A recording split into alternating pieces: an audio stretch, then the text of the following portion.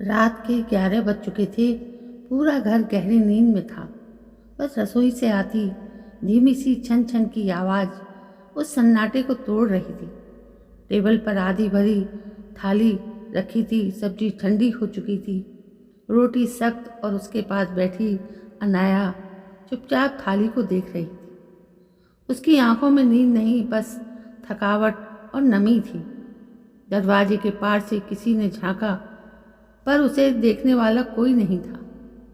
सुबह के 5 बजते ही घर के बाकी लोग करवटें बदल रहे थे और अनाया रसोई में झाड़ू लगा रही थी। गैस पर दूध चढ़ चुका था। सास के लिए चाय बना रही थी। बच्चों के टिफिन में आलू पराठे जा रहे थे और पति रोहन का शर्ट प्रेस हो रहा था। इतनी देर क्यों लगा दी? चाय ठंडी हो गई। सास के ये शब्द रोज की तरह कानों में पड़े। अनाया ने कुछ नहीं कहा, बस सिर झुकाकर दोबारा चाय बनाई, जैसे उसने अपनी जुबान की भी किसी अलमारी में बंद कर दी हो। रोहन ऑफिस जाते वक्त बस इतना बोला, कपड़े ठीक से रख देना, मीटिंग है, देर हो जाएगी। अलविदा कहा ना, ध्यान रखना, बस चाबियां टेबल पर पटक दी और निकल गया।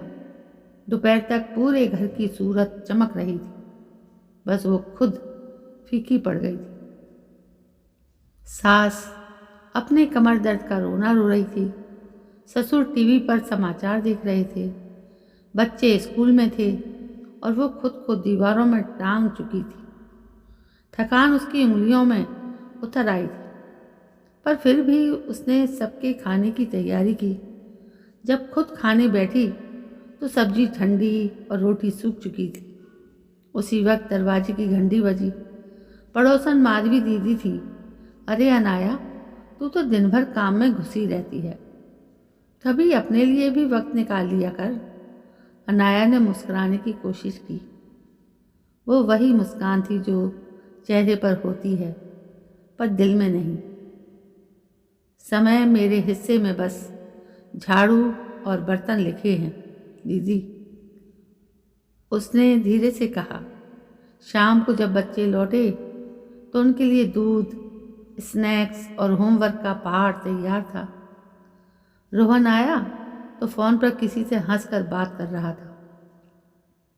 आज ऑफिस में बहुत काम था, अनाया ने पूछा।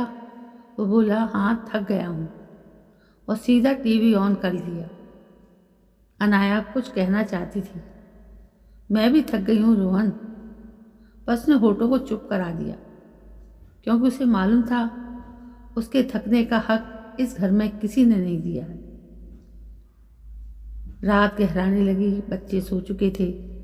सास ससुर अपने कमरे में, अनाया अभी भी रसोई में थी।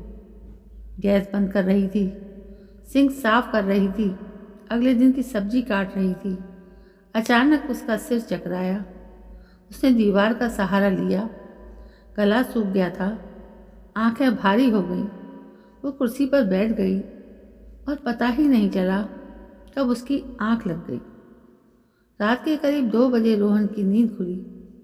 रसोई की लाइट जल रही थी। वो झुंझलाया, ये अभी तक क्या कर रही है?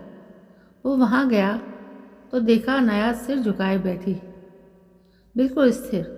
अरे अनाया, सो गई क्या? कोई जवाब नहीं। वो पास गया, उसका कंधा हिलाया। शरीर ठंडा था। रोहन के हाथ से पानी का गिलास गिर पड़ा। वो घबराकर चिल्लाया, माँ माँ। पूरा घर दौड़ा आया। डॉक्टर बुलाया गया, पर देर हो चुकी थी।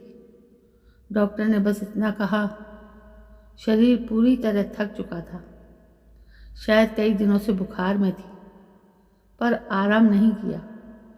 रोहन के कानों में जैसे किसी ने हथौड़ा मार दिया हो। वो बड़बड़ाने लगा, पर उसने तो कभी कहा ही नहीं कि वो बीमार है। डॉक्टर ने गहरी सांस ली। कहने के लिए सुनने वाला भी तो चाहिए था। सुबह सूरज निकला, पर उस घर में सन्नाटा था। रसोई की मेज पर वही आधी खाई हुई थाली रखी थी, ठंडी, सूनी, खामोश। सास अब चाय बनाते हुए रो रही थी। कभी सोचा ही नहीं था कि वो इतना कुछ झेल रही थी। बच्चे पूछ रहे थे, माँ कहाँ है? रोहन बस चुप था। उसने उस थाली को देखा जहाँ अब किसी के हाथ की रोटी नहीं रखी जाएगी। दिन बीतते गए।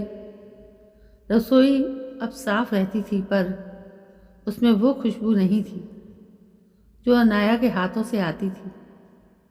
घर चल रहा था मगर जीवन रुक गया था। एक रात जब रोहन ऑफिस से लौटा तो उसे अलमारी में एक डायरी मिली। उस पर लिखा था, मेरी खामोशियाँ। उसने खोला। पहला पन्ना पढ़ते ही आंसू बह निकले। आज बुखार है पर काम तो फिर भी करना है। अगर मैं रुक गई तो ये घर रुक जाएगा। कोई पूछेगा क्या कि मैं ठीक हूँ? शायद नहीं। मैं बस एक सिस्टम बन गई हूँ जो सुबह शुरू होता है और रात को टूट जाता है। अगले पन्ने पर लिखा था, मुझे डर है कि किसी दिन मैं गिर जाऊंगी और कोई ध्यान नहीं देगा। शायद उन्हें तब एहसास होगा कि घर सिर्फ दीवारों से नहीं, एक नारी की सांसों से भी चलता है। डायरी की आखिरी लाइन पर रोहन रुक गया। अगर कभी मेरी जगह कोई और आए तो उससे ये जरूर पूछ लेना, थक गई क्या? बस यही शब्द किसी का जीना आसान कर सकते हैं। रोहन के हाथ कांप रहे थे। वो रोया पहली बार, शायद सच्चे मन से। उसने खुद से वादा किया कि अब किसी और महिला को उस खामोशी का बोझ नहीं उठाना पड़ेगा। उस दिन के बाद उसने रसोई की लाइट के नीचे वो थाली संभाल कर रख दी, याद दिलाने के लिए कि एक नारी की मेहनत कभी हल्की नहीं होती, भले ही उसकी आवाज़ कोई सुन न पाए। अतः हर घर में एक अनाया होती है जो सबका ध्यान रखती है, मगर खुद भुला दी जाती है। वो बोलती नहीं, पर उसके हाथ, उसकी आंखें और उसकी थकान रोज चीखती है। कभी उसके पास बैठकर बस इतना पूछ लेना, थक गई क्या? क्योंकि यही सवाल किसी की जान बचा सकता है। तो दोस्तों, कैसी लगी आपको ये कहानी? कहानी अच्छी लगी हो प्लीज़ लाइक सब्सक्राइब करें। कल मैं फिर हाजिर होती हूँ नई कहानी को लेकर। तब तक के लिए जय हिंद, वंदे मातरम।